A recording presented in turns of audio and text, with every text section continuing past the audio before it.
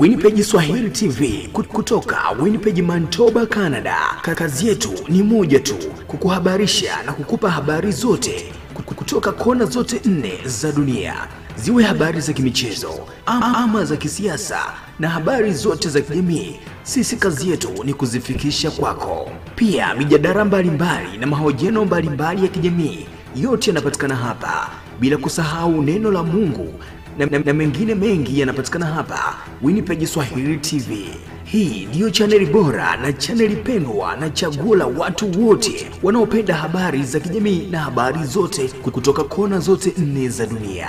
WINNIPEG Swahili TV, kwa pamoja, karibu tukupashe. Karibu WINNIPEG Swahili TV, na pia unaruhusiwa kucomment chochote baada ya kufuatilia mazungumzo yetu ama mijadala na habari mbalimbali kutoka hapa WINNIPEG Swahili TV. Pata elimu, ongeza maarifa na ubunifu mbalimbali kutoka hapa WINNIPEG Swahili TV. Kuna mengi ya kukujuza kupitia hapa WINNIPEG Swahili TV. Hakika WINNIPEG Swahili TV ni chaguo la wote.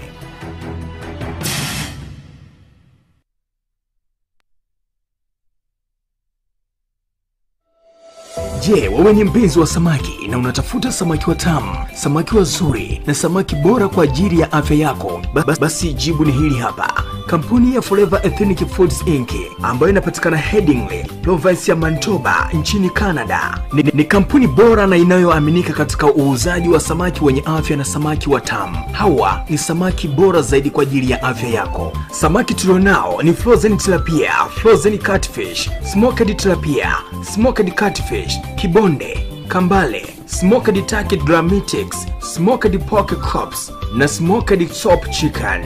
Address yetu ni 11 Sabrina Way, Building 3, Unit 2, Headingley, Manitoba. Ama tutafute kwenye website yetu ya www.foreverethnicfoods.ca, ama tupigie kwenye namba zetu za WhatsApp ambazo ni 204 899 0643 au 204 894 2274.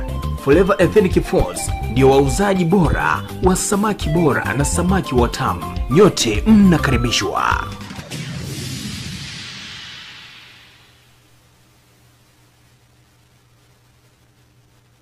Ninapoamka asubuhi, nikitazama anga, nikitazama milima, pia na mabonde, ndege wa angani, bahari, wanyama na vitu vyote, vyote hivyo vimefanyika kwa kupitia neno lako Baba.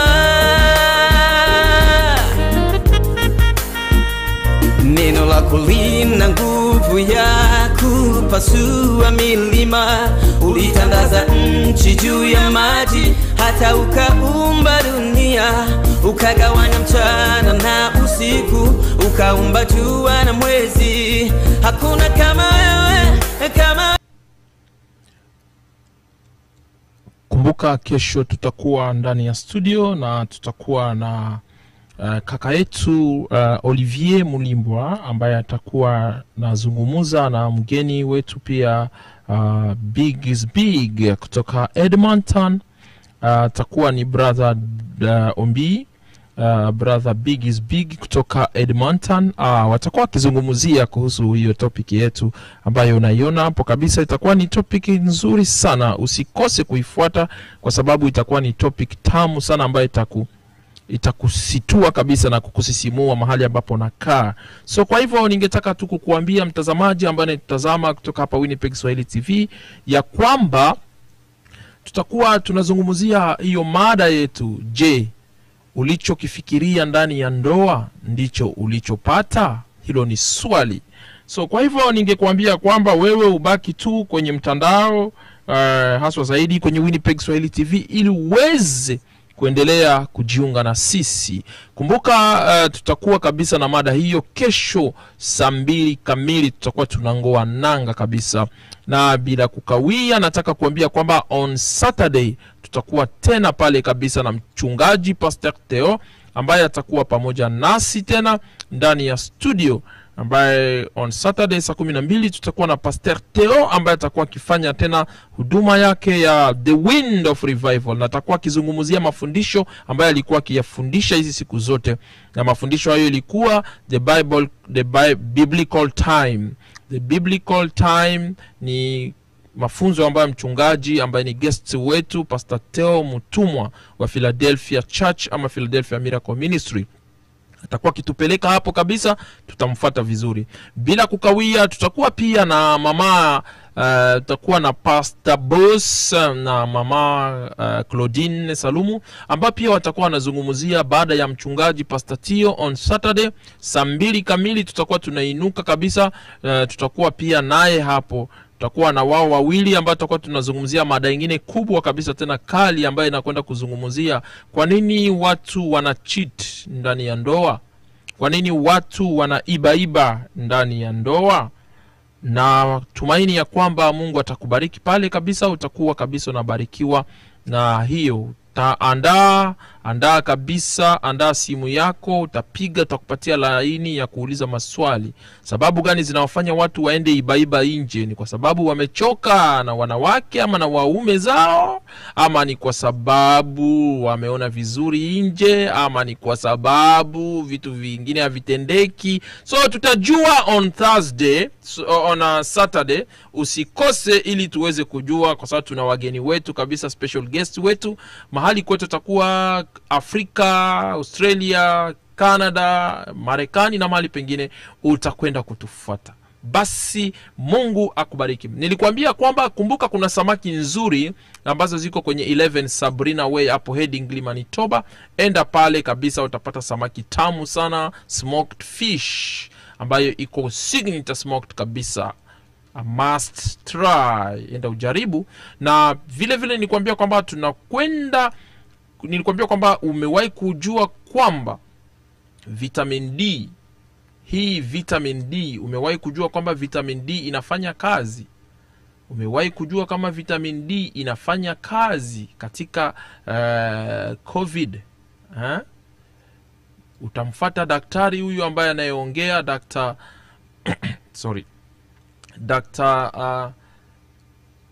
utamjua daktari huyo, Dr. Roger ambaye amezungumza kuhusu hiyo, na unaweza kuenjoy ukiendelea kumfuata.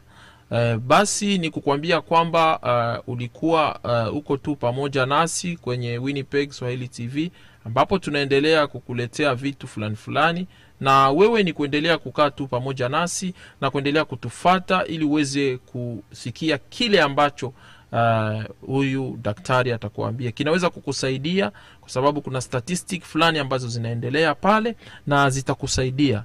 Lakini mbele niweze kukupeleka pale kwa daktari, kumbuka tuko na Pastor Boss, na Pastor Boss pia ni muimbaji ambaye alipata nafasi ya kuweza kukuwa nafanya kazi yake ya uimbaji. Basi tutakwenda kumsikiza. Baada ya pale nitakuambia kwamba kile kinachobakia ni wewe kufuata daktari wetu Pasteur Dr. Rouge.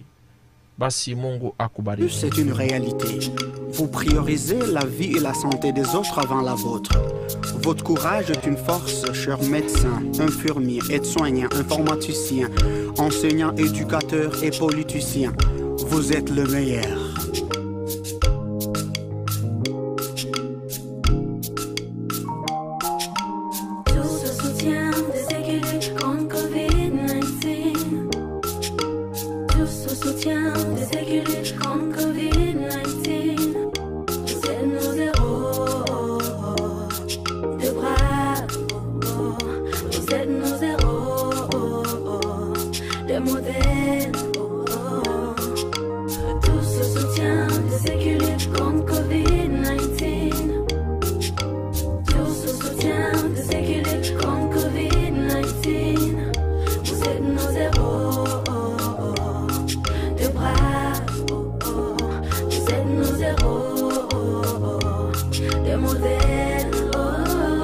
Avec l'aide du bon Dieu, nous nous en sortirons. En respectant les règles d'hygiène, nous nous en sortirons. En respectant la distance sociale, nous nous en sortirons. Avec l'aide du bon Dieu, du bon Dieu.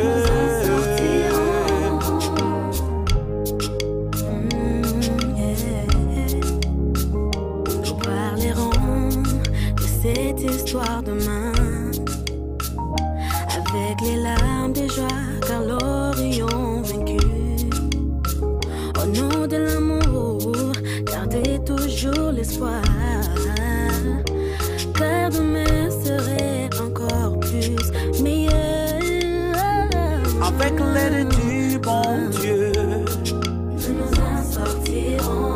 en respectant les règles d'hygiène, Nous nous en sortirons. en respectant la distance sociale. Nous en sortirons. Avec l'aide du bon Dieu, du bon Dieu.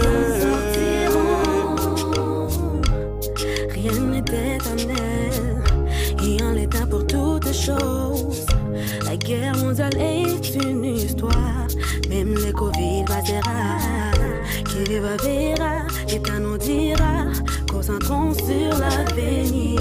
Qui vivra verra, l'État nous dira, concentrons sur l'avenir. Oh. Hey, hey, qui t'a dit que c'est fini, sache que tu te trompes. Qui t'a dit que c'est impossible, bah tu rues sans mort. N'aie bloque pas, je te jure que c'est pas la fin du monde. Grâce au bon Dieu, nous en sortirons. Avec nos héros, avec nos champions, qui se battent de jour et nuit pour que mon nuit prenne des sourires. Avec nos prières, ayons bien la foi, mais en respectant les règles des jeunes pour faire les pires. Donnant le coup, puisque demain sera meilleur. Que Dieu bénisse nos héros, oui, Avec amen. l'aide du bon Dieu, Nous nous en sortirons. en respectant les règles d'hygiène, Nous nous en sortirons. en respectant la distance sociale. Nous en sortirons. Avec l'aide du bon Dieu, du bon Dieu. Nous en sortirons.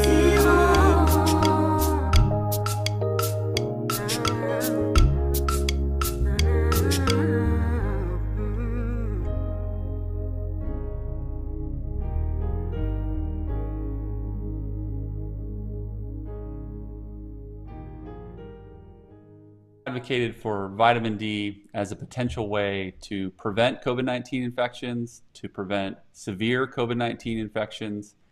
You've talked about this for a few months now, and over the past several months, the evidence continues to grow. There's more and more publications in peer-reviewed medical journals about the possible connection between vitamin D and COVID-19. So you've put together a presentation for us. Tell us about what your presentation is all about. Yeah, thanks, Kyle. So we've been talking about vitamin D as a potential therapeutic agent for COVID-19 since March. And since that time, a lot of other people have become involved in looking at that agent as well. A number of research studies have been done.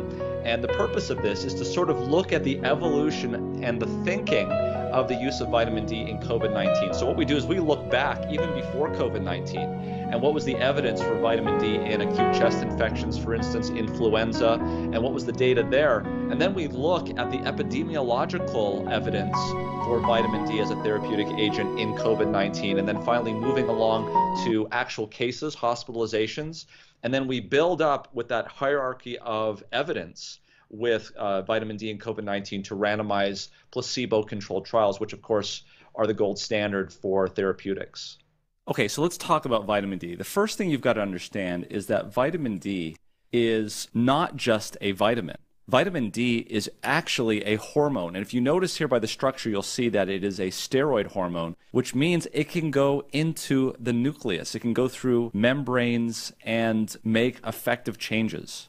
And specifically, the vitamin D receptor is a member of this nuclear receptor steroid hormone superfamily. And so as you can see here, we have vitamin D going through the membrane and affecting a binding to the receptor, and then it actually goes into the nucleus where it can affect transcriptional change. This is really important. So this is not just some vitamin that you need to supplement with. This is actually a hormone that changes the way your cells in the body actually behave. Is this idea unique to vitamin D, or does this happen with other vitamins? And in addition to that, what what are some of the main differences between a vitamin and a hormone? Good question. So, a vitamin is actually a shortened version of a vital amine. Vital meaning you need it to live, and an amine is a type of chemical compound. Vitamin D is not even an amine. Of course, it's vital, but it's not as if you need a certain amount of this substance to just keep the body going and doing what it needs to do. No, I mean, vitamin D is so much more complex than that. We used to think that vitamin D was just involved in calcium regulation, and that is certainly true. There's no question about that. But vitamin D is so much more than that. It's a fat-soluble vitamin, which means it can pass through membranes without any problem. It doesn't need to be regulated. It can bind with the receptor and go directly into the cellular portion of the nucleus, in fact, and actually cause or prevent transcription of RNA. And we've seen that there are vitamin D receptors in numerous cell types, including the cell types of the immune system. So in that sense, it is a hormone, but in another sense, you can only produce enough of this if you have enough sunlight, or if you're taking this in a dietary supplement form. You can't make this without sunlight or getting a dietary form. So in that sense, it is vital that you have it, and in the loose sense, it is a vitamin. So to get to your second question about hormones and vitamins, hormones are something that the body uses to signal and to make effect changes throughout the body. For instance, insulin is a hormone. Cortisol is a hormone. These things circulate through the body, and they have different effects on different target tissues. Vitamins are more along the lines of something that you need as a cofactor or something else to get something to work. And so in that sense, vitamin D is certainly a vitamin because your body needs it in order to live. But in another sense, it's so much more than just a vitamin. So how do you get this vitamin D? Now, I know this looks a little complicated, but bear with me. The key that you need to understand is that it's the 1,25-dihydroxy vitamin D that's the active form. And it says here that it does come from the kidneys. But in fact, we now know that the rate-limiting step that puts that one hydroxyl group on is not just in the kidneys, it's also in the immune cells. And it can actually put that on and have effective change in your immune cells themselves. So let's talk a little bit about how this happens. So there's basically two ways you can get vitamin D into your diet. You can either eat it through a supplementation, swallow it. You can take pills. It's also found in fish oil, certain types of mushrooms, egg yolks, and also red meat. Or the majority of people get vitamin D into their system from the sun. Why is that? Because ultraviolet B radiation penetrates down deep into the dermis, where this cholesterol derivative is converted into pre-vitamin D3 and then finally into vitamin D. Now that vitamin D3, after it's produced by the sun, goes to the liver and the 25-hydroxyl gets put onto it. This species here, the 25-hydroxy vitamin D, is what we actually measure in the blood. Whether you get it from diet or whether you get it from the sun, there's two ways of getting it, but this is how we can measure it. And that's how you're going to see it measured and reported in the rest of this presentation, is 25-hydroxy vitamin D. This is kind of like the storage product in your body. It's fat soluble. It is stored in the fat.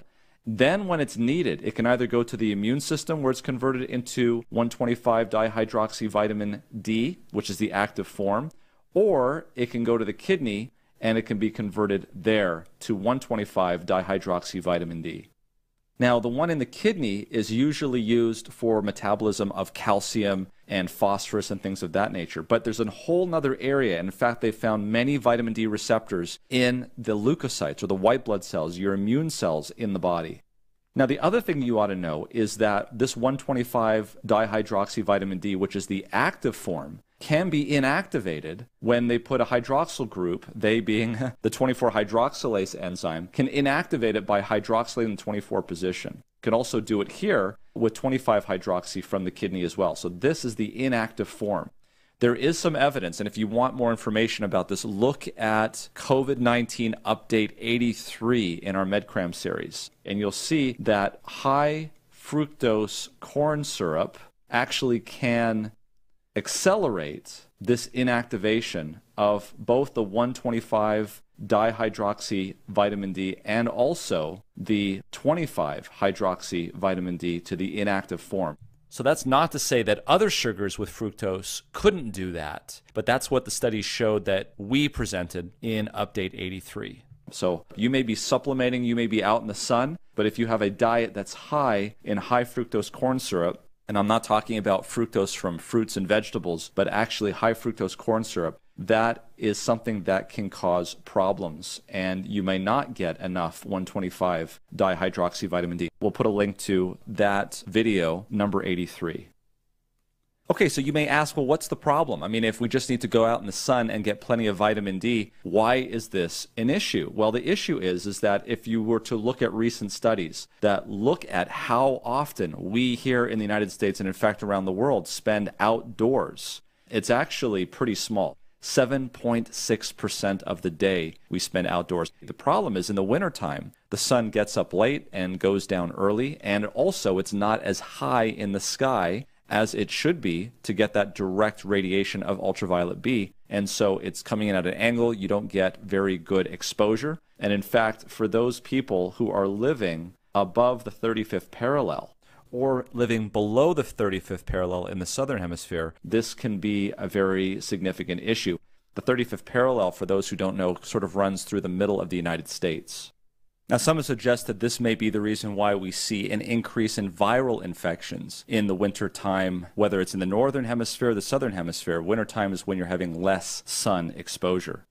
But couldn't this also be explained, couldn't the increase in viral infections also be explained by just people spending more time indoors, in close confinement, windows closed, potential for spread that way, among other potential confounding variables? Yeah, it certainly is possible. One of the things that goes against that, though, Kyle, is that, for instance, in the United States, in the wintertime, in California, for instance, Southern California, it rarely gets cold enough that you have to be indoors.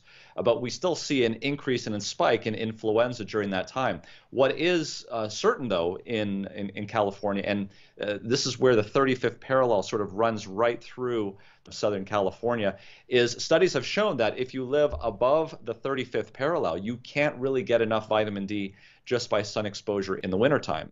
So while it is possible that there could be confounders, we're seeing the sunlight exposure correlating with the increase in infectious diseases. I would note, if you look at this graphic from the CDC in terms of statistics, we see that in just the very months where we have vitamin D deficiency is where we have spikes and increases in influenza. So we've got good data that shows that a major cause of vitamin D deficiency is inadequate exposure to sunlight. Also have good data that we'll talk about that there is an association between vitamin D and the BMI, and that patients with kidney disease, just like we see in COVID-19, can lose vitamin D3 out of their system. We also have good data that for more than a century, vitamin D deficiency has been suggested to increase the susceptibility to infections. And when you look at the extreme vitamin D deficiencies, for instance, in children with nutritional rickets, they also had an increased risk of respiratory tract infections, or RTIs. And as we talked about, the seasonality of these RTIs and low 25-hydroxyvitamin D levels during wintertime has been suggested as the seasonal stimulus for these infections. And if this is so, obviously this would be a major public health factor. And as we talked about, vitamin D may play an increased role in calcium metabolism. It may actually play a role as stimulation of the innate immune system and other immune functions. As we talked about, this VDR, or this vitamin D receptor, has been shown to be present in myeloid and lymphoid lineage cells. And these are the cells that are important in fighting off COVID-19, for instance, monocytes and neutrophils. We also got good evidence that shows that vitamin D may enhance the expression of human cathelicidin, which is an antimicrobial peptide, which is of specific importance in host defenses against specifically respiratory tract pathogens. So one of the things that you've got to understand right off the bat, and it makes it a little confusing, is that different parts of the world measure vitamin D, or 25-hydroxyvitamin D, in your blood using different units. So throughout this talk, you're going to see 25-hydroxyvitamin D levels being reported in two types of units. One is nanograms per milliliter. The other one is nanomoles per liter. And frankly, you're going to see both of those being used. And I don't want you to get too hung up on these levels here, because a lot of different organizations have their own thoughts on what should be deficient, insufficient, and optimal. This is really just to give you an idea about where those ranges exist. Sometimes historically, they'll ask for your vitamin D levels to be higher if they're treating heart disease or cancer. And then generally speaking, vitamin D levels greater than 100 nanograms per milliliter are just too high, and you have to be careful when it gets into that range. Now, some other places, they'll measure it in something called nanomoles per liter. And actually, if you just want a quick way of converting, you simply multiply by 2.5, and you'll get these numbers here, which are a legitimate way of measuring it, but not one that we're maybe used to, but you might see it. So just make sure when you see studies and they report 25 hydroxy vitamin D levels that you're understanding what units they're using so you can make sense of it. Okay, so let's take a look at the evidence. We'll sort of start out with observational studies and we'll end up with randomized prospective controlled trials. So we knew very early on, this is a paper that was published back in 1985, looking at vitamin D and age. And what we found was that as you get older, the ability for your skin to produce vitamin D3 drops by more than twofold as you get up into the 70s and the 80s. The other thing that we knew from a long time ago, back in 2012, is that there is a difference in terms of vitamin D and race or skin color. Here you can see the graph looking at different levels of vitamin D. Here's less than 10, here's 11 to 20, 21 to 30, and greater than 30. And these bars simply represent white is white, black is black, and the gray are Mexican Americans. This is a study that was done in the United States. And what you can see here in this observational study, at greater than 30, which would be considered to be adequate, the majority of that population is white. As we go down below 20 in this range, that the people that make up the majority of this population are disproportionately darker skinned people. So this is certainly a public health issue that needs to be addressed. Another thing that we've known about for some time, for about 20 years at least, is vitamin D and BMI. Of course, vitamin D is a fat-soluble vitamin. And as such, it's going to be stored in the fat. And so if you have a lot of adipose tissue or fat, then you're going to have a larger capacity to hold vitamin D, which means you're going to have less soluble vitamin D to be used. This is a direct quote from this study. Because humans obtain most of their vitamin D requirement from exposure to sunlight, the greater than 50% decreased bioavailability of cutaneously synthesized vitamin D in the obese subjects could account for the consistent observation by us and others that obesity is associated with vitamin D deficiency. Oral vitamin D should be able to correct the vitamin D deficiency associated with obesity, but larger than usual doses may be required for very obese patients. Okay, so where are we right now with vitamin D supplementation? Currently, there's no international consensus. We know that supplementation of vitamin D can help in terms of fractures. Now, there are some studies that show that vitamin D may be associated with increased risk of myocardial infarction, but in actuality, those studies were related more to calcium supplementation with or without vitamin D. So not a direct association. The target for prevention of fractures is around 30 to 40 nanograms per milliliter, and that if you have levels greater than 150 nanograms per milliliter, that is associated with hypercalcemia. So what do people say? There's some people that say you should take 4,000 international units or less. Some others say up to 10,000 international units. There's not really a consensus. There are some recommendations from the Endocrinology Society, and we will discuss those. Okay, so let's look at the evidence of vitamin D insufficiency and deficiency in mortality from studies that were done not on COVID, but prior to COVID, but still looking at respiratory diseases. So here's an interesting study that was done looking at about 10,000 patients in Germany with 50 to 70-year-olds. It was prospective, so that's definitely a positive for this study, but it was an observational study, so they weren't intervening here. And look at the years for follow-up, 15-year follow-up in these patients. So let's take a look and see what they did. They measured these patients in Germany and looked at their vitamin D levels, and you can see that here on the x-axis. So again, this is in nanomoles per liter, so you have to divide by 2.5 to get nanograms per milliliter. And generally they made some cutoffs here. This was at 30, and this here was at 50. And so they said if you're greater than 50, then that's good. If you're in the middle portion, that's 30 to 50 nanomoles per liter, then that's sort of in the middle. And then here you've got less than 30. That's what they figured as deficient. And then they just followed them. They just watched them and they see what they did. And they looked at the death certificates after 15 years in these patients that started to die, and they wanted to see what was it that they died from. And this is what they found. Those people that had vitamin D levels of greater than 50 had a better survival in terms of respiratory mortality than those that had less than 30. And of course, the 30 to 50 were somewhere in the middle.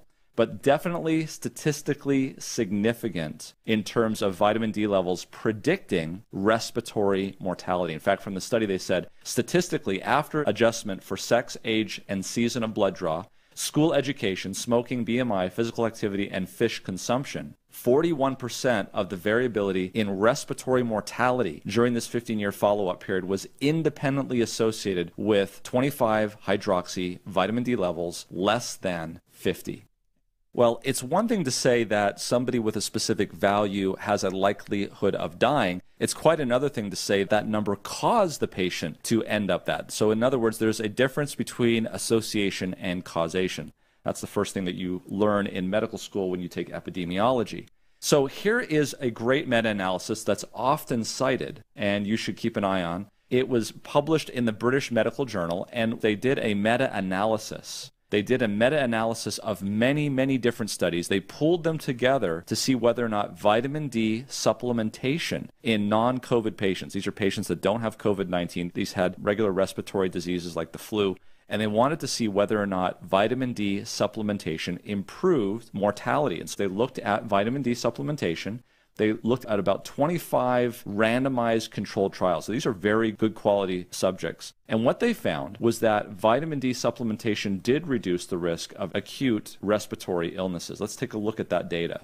So here you can see all of the different studies that were done in the randomized controlled trials. Did the studies say yes, vitamin D had a benefit, or no, vitamin D did not have a benefit? And you can see those here on the right side showed that there was no benefit or was actually worsening. And those here on the left side show that there was a benefit. And when they averaged all of the patients together in these studies, they came up with this final answer here, which was less than 1, which showed that there was a benefit. And let me just quote to you from this study. It was a very large study, landmark study. It says, "Our study reports a major new indication for vitamin D supplementation, the prevention of acute respiratory tract infection. We also show that people who are very deficient in vitamin D and those receiving daily or weekly supplementation without additional doses experienced a particular benefit. Our results add to the body of evidence supporting the introduction of public health measures such as food fortification to improve vitamin D status, particularly in the setting where profound vitamin D deficiency is common."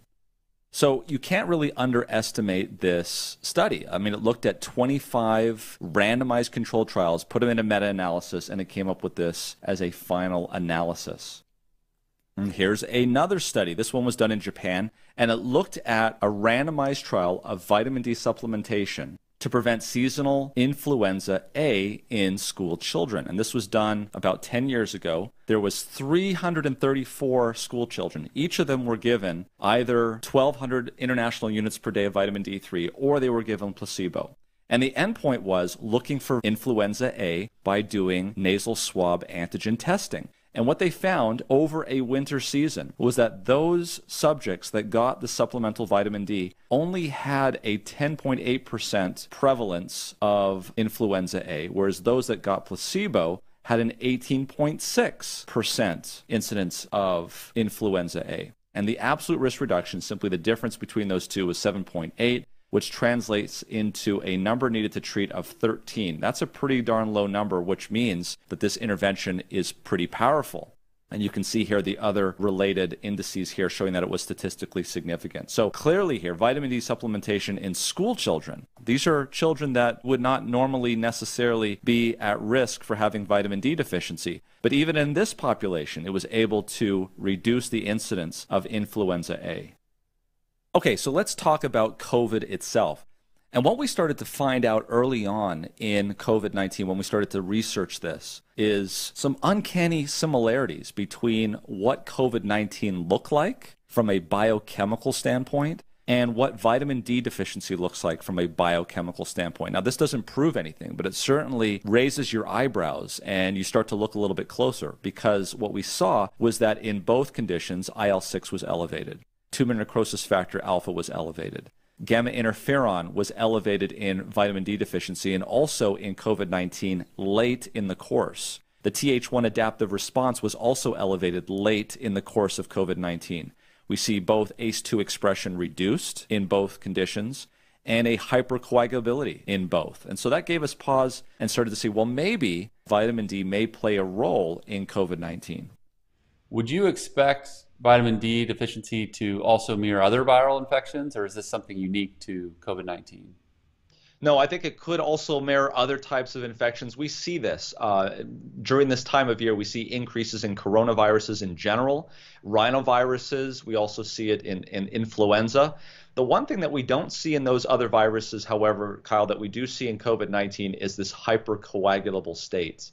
It's not as pronounced as we're seeing it in COVID-19. There was a recent article that was published in the New England Journal of Medicine, actually not recent, it's been a couple of months now, that showed that in autopsies in patients with COVID-19 compared to those who did not have COVID-19, there was a 9-fold increase in blood clots in the lung tissue. So that is something that is very unique. And then when we started to look at the epidemiology of patients with COVID-19, again, more eyebrows being raised. Here's a pretty powerful study looking at 17 million patients, specifically looking at about 10,000 COVID-19 deaths. And what did we see? We see something really interesting. If you look here at the age group, this is nothing new. We know this, that those who are higher in age are more likely to die from COVID-19. And you can see here, the higher in age we go, the more risk there is in that category. We can see that male gender has some risk as well. Here we see with obesity that as the obesity level goes up, the risk starts to go up as well. And here we see again with ethnicity, as we start to compare to Caucasian or white, that all of these darker skinned races have increased risk for death in COVID-19. And if you will remember, these are exactly the same 3 things that we saw put people at risk for vitamin D deficiency, both elderly age, increased obesity, and darker skin color. And so one has to wonder now, is this coincidental, or is this something else that we need to investigate? Is it possible that vitamin D may have a role in the mortality and morbidity of COVID-19? So that was a great chart that you just showed about different patient characteristics and hazard ratios associated with those patient characteristics. And I was impressed by it, and then I looked closer and I saw that smoking status, specifically current smokers, was actually a negative risk factor. Presumably, these patients would have better outcomes than non-smokers. That made me question the validity of this data. But what's your thought on this? How can you explain that? Oh, no, I don't think it should make you question it at all. You know, early on, we felt that it was the patients with lung disease that were going to be the ones that were ending up in the hospital. But clearly, that's not the case. The type of people that we're seeing that are having severe reactions from COVID are the ones with cardiovascular disease. This is a vascular inflammatory condition, not one that necessarily hurts the lung from a respiratory standpoint. I mean, there's several explanations for this. Nicotine is a known anti-inflammatory, and of course, it's through inflammation that COVID does its dirty business. There's also well known in COVID-19, in smoking, increases in nitric oxide. Nitric oxide is a vasodilator, so it may actually be beneficial in this sort of a situation. Certainly not saying that we should go out and start smoking here, certainly because there's other problems. But Kyle, this isn't the first time that we've had a disease where active smoking actually improves the outcome of the disease. I mean, look at ulcerative colitis. That's well known to have a more milder course in patients who smoke. But it's not a reason to smoke, but it's not a reason to say that the study is incorrect.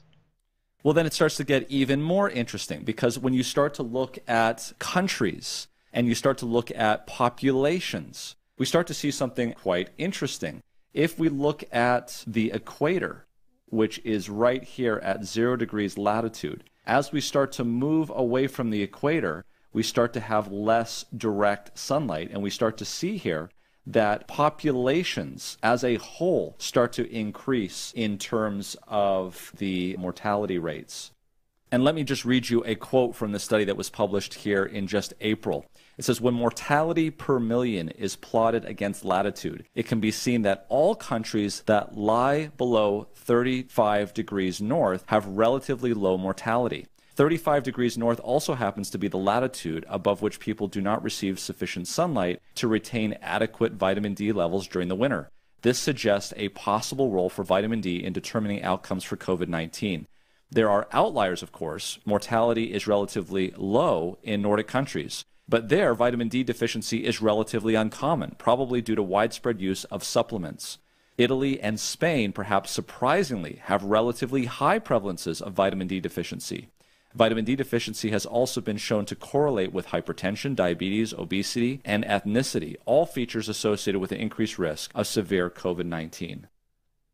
And here is another paper along the same lines, this one published in May of 2020, titled The Role of Vitamin D in the Prevention of Coronavirus Disease 2019 Infection and Mortality. So this study looked at 20 European countries, looked at specifically the average vitamin D levels, looked at COVID cases, and also COVID mortality. And this, of course, was as of April of 2020. So they looked at these 20 different countries, and what they found was an inverse relationship with this R and P value that showed that the higher the vitamin D levels of that country, the lower the COVID-19 cases per million population. You can see there a fairly straight line going through this plot. So once again, these are nanomoles per liter, so you need to divide by 2.5 to get nanograms per deciliter. Now, this is for cases. What about mortality? Well, they did the same thing for mortality, and it was very, very similar. So again, mean vitamin D levels that were very high had almost 0% mortality, whereas those that were very low, like around 40 to 50 in this situation, had a higher mean COVID-19 mortality per 1 million population. Okay, well, what about these patients specifically? Here's a paper that was published in Nutrients, and it looked at 107 patients that were hospitalized in Switzerland. And what they did was they looked at the vitamin D levels in those patients that were positive for SARS-CoV-2 and those that were negative for SARS-CoV-2. And what they found was that those that were negative for SARS-CoV-2 had higher vitamin D levels than those that were positive for SARS-CoV-2. And this was statistically significant. But of course, again, this is an association and not necessarily a causation. We see that it's associated with a low vitamin D level. It's possible that the SARS-CoV-2 infection may be causing the vitamin D levels to go down. And that was the subject of a letter to the editor titled Vitamin D Deficiency in COVID-19, Mixing Up Cause and Consequence. And what they were able to show here in about 9 subjects when they gave lipopolysaccharide to healthy volunteers, which is another way of inducing the immune system, is that they found that plasma vitamin D levels did in fact drop slightly. And if you look here at the scale, it was on the order of maybe about 5 points. They were able to show that when somebody has an infection or is undergoing an immune response, their vitamin D levels can drop. And so it is possible, but this is a modest drop here, something that we ought to keep in mind as we go forward. Now, of course, the SARS-CoV-2 infection may cause a vitamin D level to go down, but only after you've been infected. What about those people that have had vitamin D levels checked well prior to them getting an infection? Well, here's a study that looked at low plasma 25-hydroxy vitamin D levels as an associated risk of increased COVID-19 infection. And what they showed here, they took 14,000 subjects with at least one test for COVID-19 and a previous vitamin D. And what they found was that they had to exclude about 6,000 of them because they did not have a former vitamin D level. And so 7,800 of them had a test for COVID-19 and had a vitamin D level on record. And they were able to show that about 10% of these patients had positive COVID-19 tests and about 90% did not. So what did they show? Here they divided levels of vitamin D at around 30. And so these are the people that were low here on the left, and these are the people here that were normal. Notice that there was a big gap here. Not a lot of people who were elderly and had normal vitamin D levels. I found that very interesting. And when you look at this scattergram, you'll see that the majority of the patients were actually in the lower amount. So they were less than 30. So this is not like an insignificant or rare problem. So this flowchart may look confusing at first, but if you look at this, the point is it's just a tiny amount of the normal vitamin D levels that make up a portion of the positive SARS-CoV-2 population. Here is another article as well from Israel that showed that low plasma 25 vitamin D levels were associated with an increased risk of COVID-19 infection. This was a population-based study, again, looking at baseline vitamin D levels, not ones that they were obtaining after they developed COVID-19 or had a COVID-19 test. And what they showed, when adjusted for age and demographics and comorbidities, that vitamin D levels of 75 plus compared to less than 75 had a significant difference in terms of whether or not these patients would have either a SARS-CoV-2 infection or a COVID-19 hospitalization. In other words, if it was less than 75, they were 1.45 times as likely to get an infection and almost 2 times more likely to get hospitalization. So again, this is in nanomoles per liter, so you have to divide by 2.5 to get nanograms per milliliter. And here is yet another link between vitamin D deficiency and COVID-19 in a very large population, this time looking at 52,000 matched to 524,000 controls. That was matched for sex, age, and geographical location. And what they showed here, this bell-shaped distribution in red, are the SARS-CoV-2 positives, and of course everybody else in gray. And there's definitely a shift to the lower values of vitamin D. And here in females, it even made a bigger impact. The lower levels were definitely associated with SARS-CoV-2 positivity. How do you explain that? Yeah, it's hard to say. Obviously, the differences between men and women are very, very large in terms of hormones and things of that nature. Although it wouldn't be surprising if they found out that it had to do with hormone levels. Recently, they've been releasing information about pregnant women and COVID, and that pregnant women have a increased risk of severity. And of course, pregnant women have elevated estrogen levels, progesterone levels.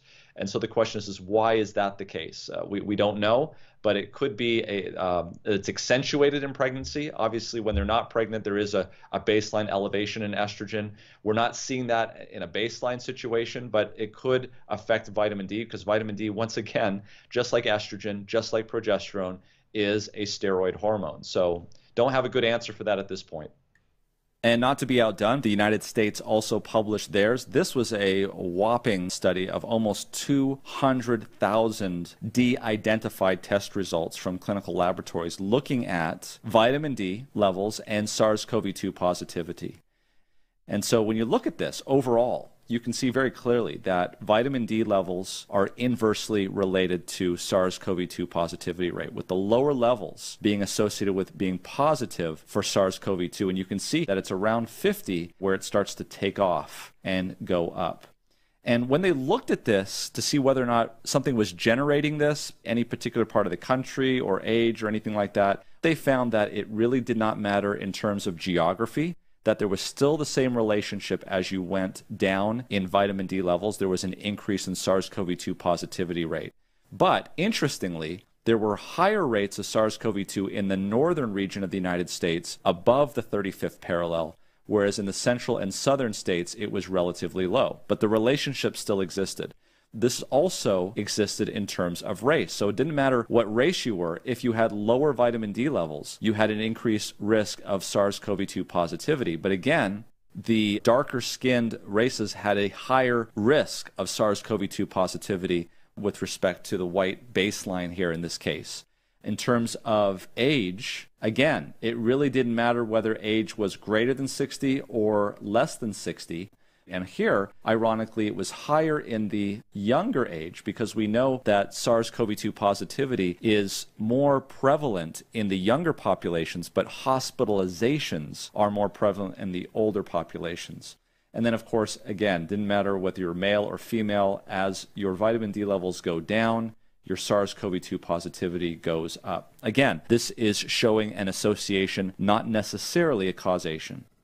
That data looks impressive when it's charted out, and it looks like there's a clear correlation between vitamin D levels and COVID-19 infections. But this is observational data, and you've talked a lot about in your COVID-19 updates about how observational data is really limited in a lot of ways, and it really needs to be backed up by randomized, placebo-controlled, prospective trials. Could it be that people that have higher vitamin D levels are also the people that are more likely to take better care of themselves in general? They're more likely to get outside. Maybe they're healthy enough to actually get outside and get some natural sunlight. Maybe they're people that are engaged enough in their own health to actually take vitamin D supplements, eat a healthy diet in the first place. Well, on the surface, it's certainly possible. Yeah, those people in the middle class who have the ability to get outside are probably the ones also that are going to take time and take care of themselves. But you also have to take into consideration that this study is looking at everybody, not just those who go outside because they choose to go outside, but those people who go outside because they have to go outside, because they're laborers, because that's part of their job. They have no choice but to go outside. And I would say that those probably outnumber those that go outside by choice because it's a health issue.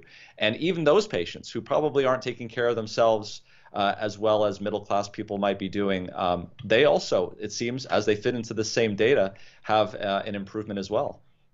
And here is another study that was published, this time with 105 patients that were hospitalized with COVID-19.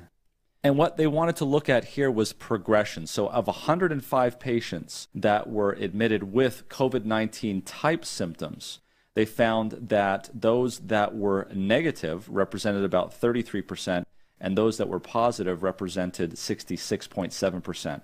And as you can see here, the average vitamin D level was lower in those positive SARS-CoV-2 patients and higher in the negative patients. So here, ostensibly, they're having the same immune reaction because they're coming in with the same symptoms.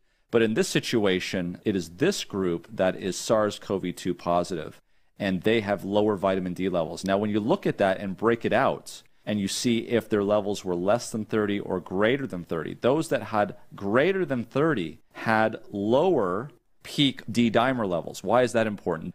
D-dimer is considered to be a risk factor for getting blood clots in COVID-19. Also, if you'll notice here, that is the higher vitamin D levels here that had a lower incidence of ventilator requirements. Okay, so what does this study show? It shows that potentially vitamin D levels are associated with a worse outcome or worse course of SARS-CoV-2 in the hospital. Here's another study looking at the very same thing in terms of vitamin D levels in the hospital and outcomes. And you can see that when they divided the patients between vitamin D less than 12, which is pretty low, versus greater than 12, you can see here that the survival probability in these patients when they set it to 12 was a huge difference in terms of survival probability. When they changed it to 20, you can see also there was still a difference in survival probability, but not to the same degree. And of course, they followed them out for about 100 days in this trial. So once again, vitamin D levels seem to be associated with a worse progression of the course of COVID-19 in the hospital. Okay, so up to this point, we've been talking about how vitamin D is associated with bad outcomes. But that doesn't say necessarily that it's the cause of the bad outcomes. You have to be very, very careful when you say that something is associated with something, because it could be due to any number of confounders, right? It could actually be that SARS-CoV-2 reduces the vitamin D level. And we've shown that that's the case, acutely at least, but not necessarily chronically. It could be that there's another factor that's causing both a susceptibility to SARS-CoV-2 infection and also a vitamin D level. And so if you just change the vitamin D level, that won't necessarily make SARS-CoV-2 any better. So we have to establish then by doing a randomized controlled trial or interventional trials to show that if you give vitamin D to somebody who is either pre-COVID or in COVID, that you can get better outcomes. And that's exactly what they tried to do here in this Spanish study that was published just in October of 2020. It is titled The Effect of Calcifediol Treatment and Best Available Therapy versus Best Available Therapy on Intensive Care Unit Admission and Mortality Among Patients Hospitalized for COVID-19, a pilot randomized clinical study. So what is calcifediol? This is important for you to understand what that is. Calcifediol is the 25-hydroxy vitamin D3. This is not what you normally take as a vitamin D supplement, because when you take a vitamin D supplement, it has to be metabolized in the liver, as we mentioned, and have the 25-hydroxyl group put on it. Here, calcifediol already has the 25-hydroxy group on it, so it doesn't need to be metabolized. It's ready for the 1-hydroxylase enzyme to activate it and for it to be used. So it kind of speeds up the process.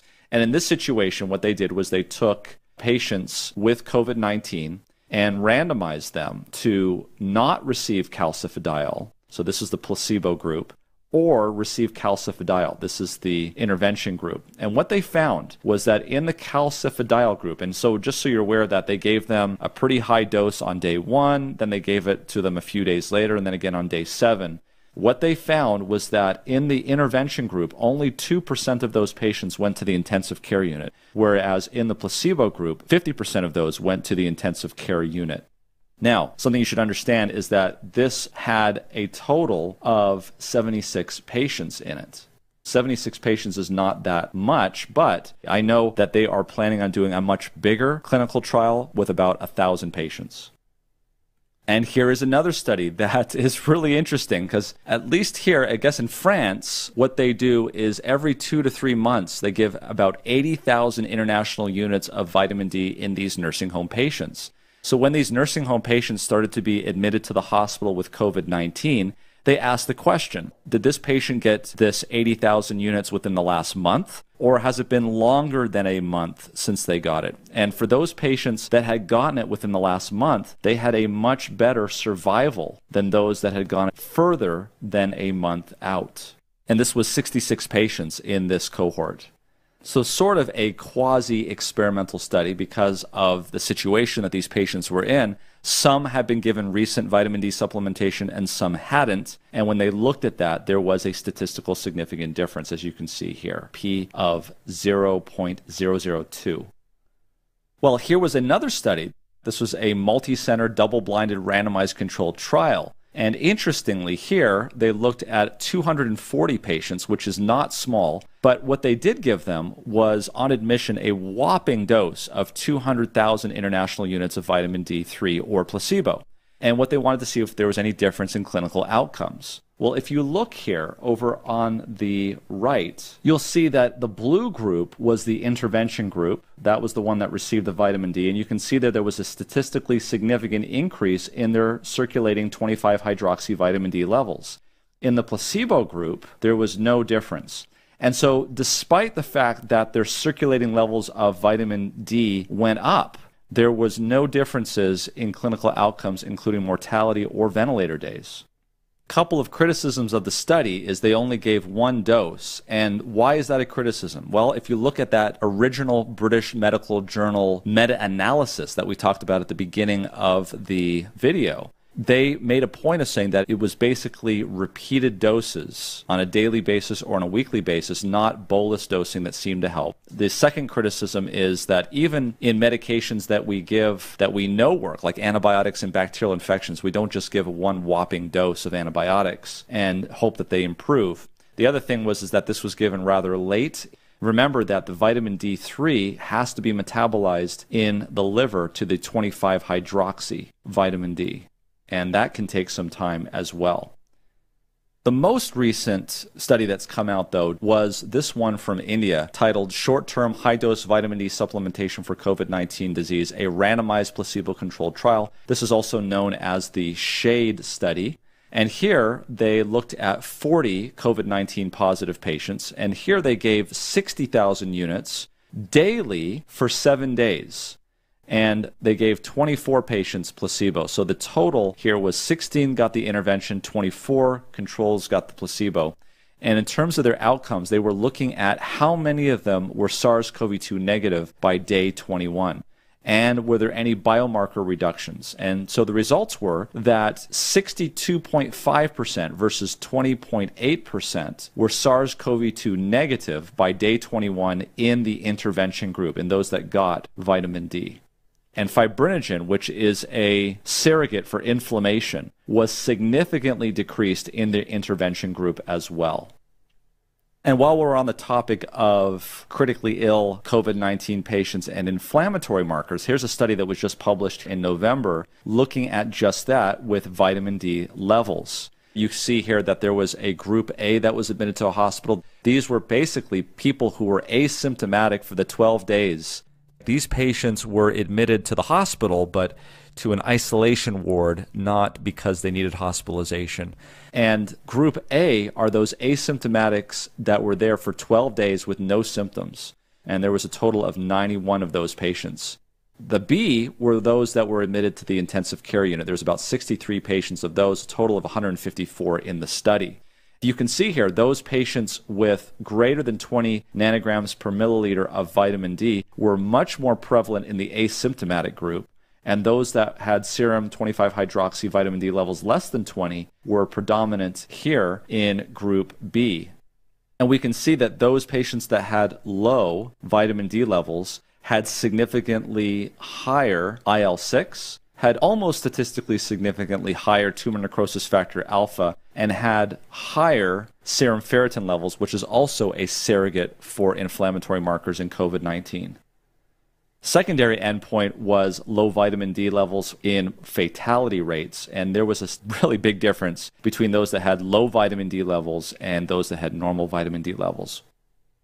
And this led the authors to state this: this all translates into increased mortality in vitamin D deficient COVID-19 patients. As per the flexible approach in the current COVID-19 pandemic, authors recommend mass administration of vitamin D supplements to populations at risk for COVID-19. So what about it? What about supplementation of vitamin D? Are you taking it seriously? Well, even before COVID-19, certain countries were taking this seriously. And here's a review that was done out of Helsinki, Finland, titled Vitamin D Fortification of Fluid Milk Products and Their Contribution to Vitamin D Intake and Vitamin D Status in Observational Studies. There's a number of different countries, and they have different approaches. For instance, in Finland, the type of fortification in their food is voluntary, but as it turns out, everybody's doing it. And so it's as if it were mandatory. In Norway, it is voluntary. In Sweden, it is mandatory. In Canada, it is mandatory. However, in the United States, it's voluntary. So some manufacturers of fluid milk, acidified milk, and cultured milk, and even yogurt do put vitamin D in those foodstuffs. However, in Ireland, they do not. And this is what one of the commentators on the Irish longitudinal study on aging had to say about vitamin D in their study. They say Ireland does not have any formal vitamin D food policy. We practice a voluntary but not mandatory food fortification policy where food manufacturers can decide to fortify or not their food products with vitamin D. The vitamin D status of those in Ireland is lower than either the United States or Canada, who have systemic mass vitamin D food fortification. However, vitamin D deficiency is not inevitable in older adults in Ireland, and the ability to have sufficient vitamin D status year-round is an achievable goal that many countries meet. For example, another European country, Finland, which is at a much higher latitude and therefore receives less sunshine than Ireland, has virtually eliminated vitamin D deficiency in its population with rates of less than 1%. This is due in part to a successful food fortification and vitamin D supplementation policy and educating the public and medical practitioners on the importance of vitamin D. This vitamin D success story demonstrates what could be achieved in Ireland. It can happen in other places as well. Okay, so when it comes to supplementation, let's see what the guidelines are. This is the Endocrine Society Clinical Practice Guidelines that were published back in 2011.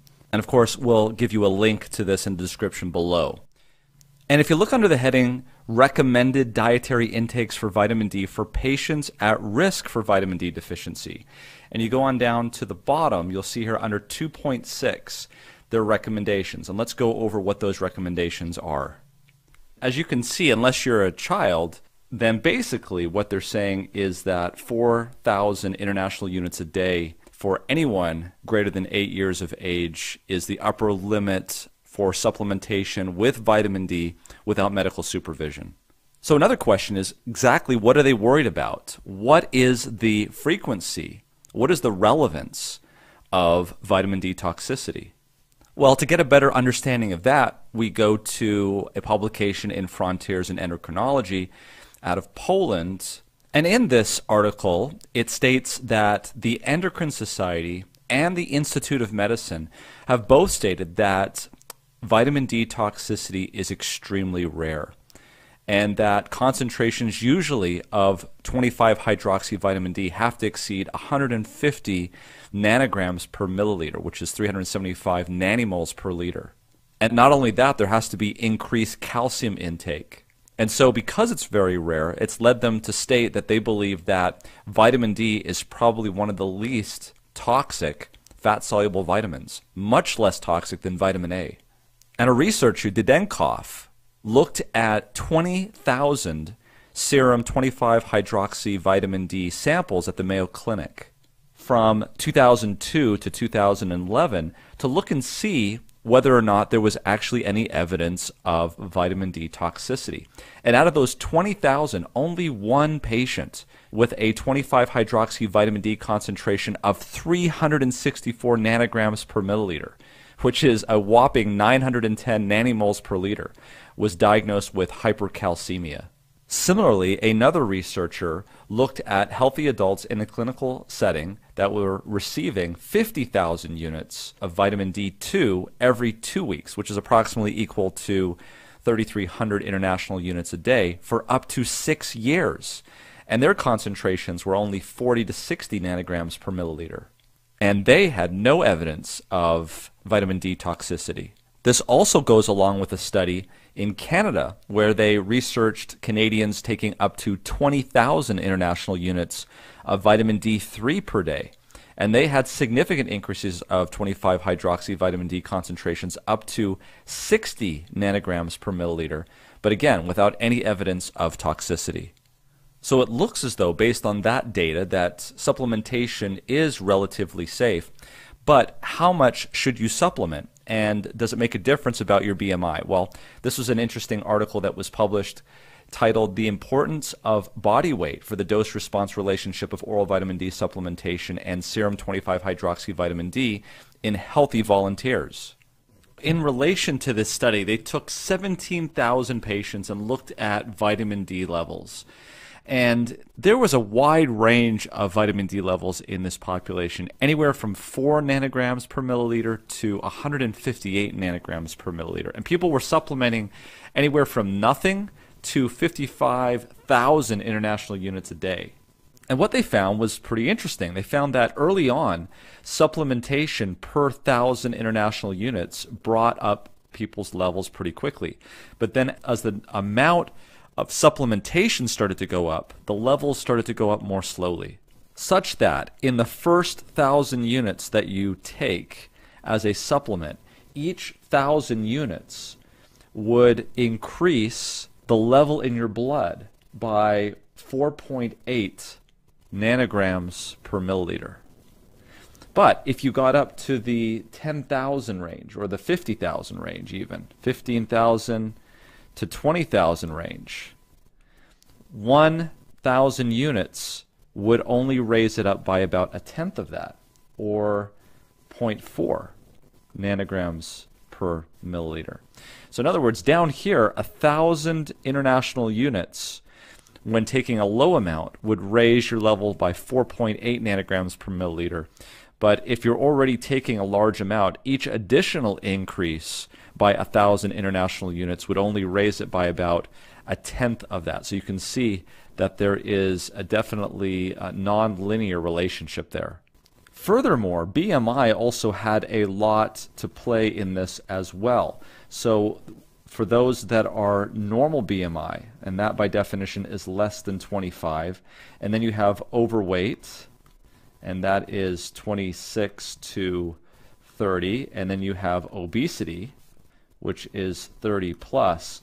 What they found in comparison to a normal BMI was, first of all, generally overweight people were on average 3 nanograms per milliliter less in terms of their serum vitamin D, and that obese patients were 8 milligrams per deciliter. Now, it gets even more complicated there, because what they found was that it took more vitamin D to get them up to a regular level than would be expected if they were overweight or obese. In fact, their recommendations is that for people who are overweight, they should take 1.5 times what is normally recommended to get their vitamin D levels up. And for those that are obese, have a BMI of greater than 30, it actually is 3.0 times as much. And that might be related to the fact that vitamin D, of course, is fat soluble. So there are a lot of things to take into consideration, and this is a moving target. Also take under consideration the fact that currently we are moving into winter months. But again, these all need to be parsed with the season and weight and age and all of those sorts of things that we talked about.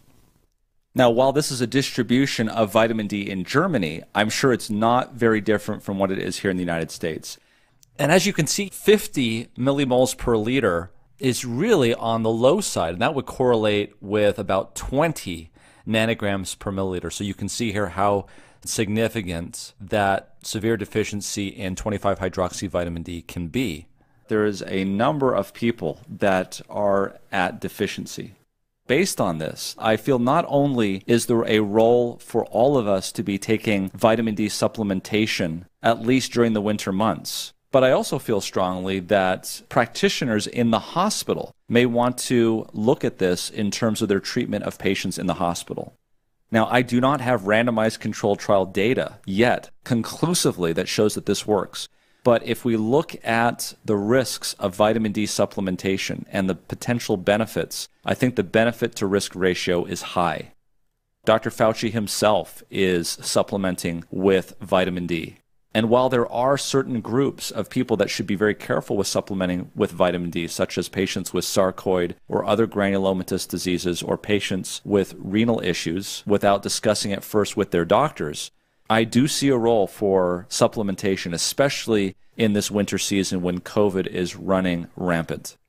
I can't tell you as an individual how much vitamin D to take because I'm not your doctor and I'm not here to give you medical advice. But I am still taking 5,000 international units daily. And when I had my levels checked, when I was taking 2,000 international units daily, my level was only 48 nanograms per milliliter. And I am living in sunny Southern California. I plan on making more videos about what I am doing and what I think we should all be doing in terms of protecting ourselves from COVID-19. Please share this with as many of your loved ones as possible, because I think this could potentially be beneficial in our fight against COVID-19. And for more information, visit us at medcram.com.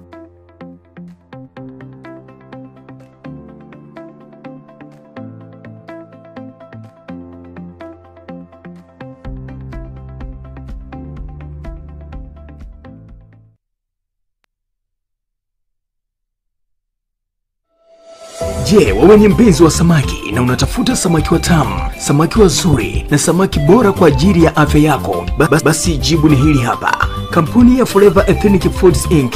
ambayo inapatikana Headingley, province ya Manitoba nchini Canada. Ni kampuni bora na inayoaminika katika uuzaji wa samaki wenye afya na samaki watamu. Hawa ni samaki bora zaidi kwa ajili ya afya yako. Samaki tulionao ni frozen tilapia, frozen catfish, smoked tilapia, smoked catfish, kibonde, kambale, smoked turkey dramatics, smoked pork chops na smoked top chicken. Address yetu ni 11 Sabrina Way, Building 3, Unit 2, Headingley, Manitoba. Ama tutafute kwenye website yetu ya www.foreverethnicfoods.ca. Ama tupigie kwenye namba zetu za WhatsApp ambazo ni 204-899-0643 au 204-894-2274. Forever Ethnic Foods ndio wauzaji bora wa samaki bora na samaki watamu. Nyote mnakaribishwa.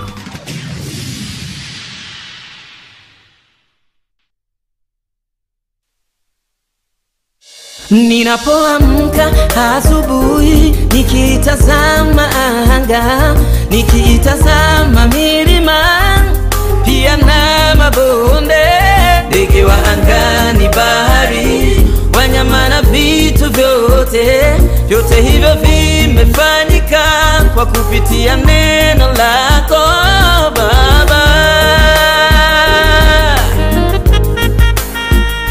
Neno lako lina nguvu ya kupasua milima, ulitandaza nchi juu ya maji, hata ukaumba dunia, ukagawanya mchana na usiku, ukaumba jua na mwezi. Hakuna kama wewe, kama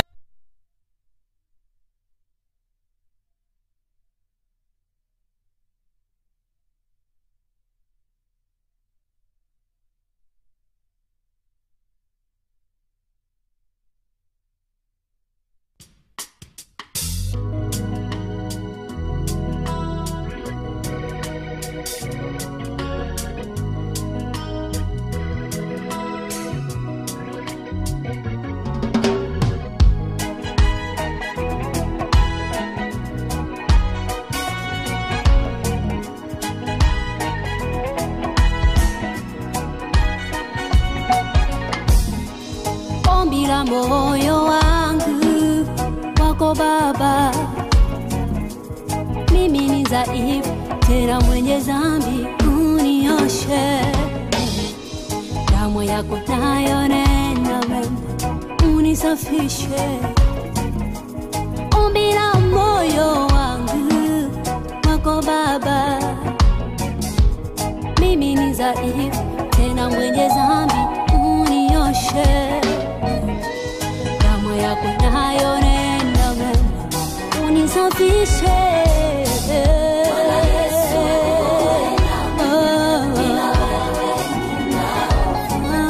Unishike mkono nisianguke, nivute kwako Mungu wangu, niwe salama. Bwana Yesu uwe nami, bila wewe unishike mkono nisianguke, nivute kwako Mungu wangu, niwe salama.